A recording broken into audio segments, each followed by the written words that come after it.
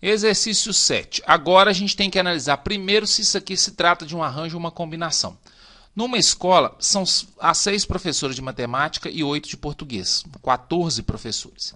Pretende-se formar com esses professores uma comissão de 4 membros. Quantas comissões distintas podem ser formadas, de modo que contenha pelo menos um professor de cada área? Ou seja, a comissão tem que ter professor de matemática e a comissão tem que ter professor de português. Primeiro vamos pensar na ideia de comissão.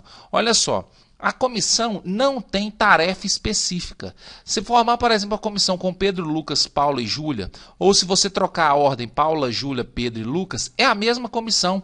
E quando a ordem não importa, é uma ideia de combinação. Então, é uma ideia de combinação aí que a gente tem que usar. Você pode usar fórmula, você pode usar a multiplicação de possibilidades. Existem várias formas de resolver esse exercício. Eu vou resolver assim. Eu vou calcular o total de possibilidades que existem de formar uma comissão de 4 membros com esses 14 professores.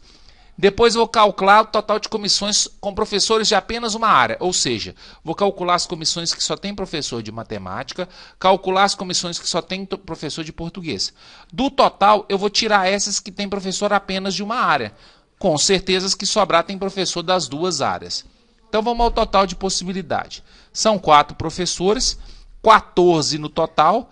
Qualquer um dos 14 pode vir aqui, aqui 13, aqui 12, aqui 11. Como é combinação, tem que dividir. Então, 4 lugares divididos por 4, 3, 2, 1. Isso aqui é a mesma coisa da combinação dos 14 professores para 4 lugares. Fazendo essa conta, 1.001 comissões distintas. Então, isso aqui é o total.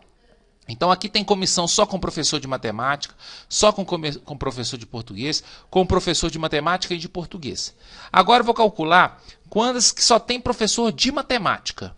Então, são 4 lugares, são 6 professores de matemática, então aqui pode vir qualquer um dos 6, depois 5, depois 4, depois 3. Como são 4 lugares, divide por 4, 3, 2 e 1.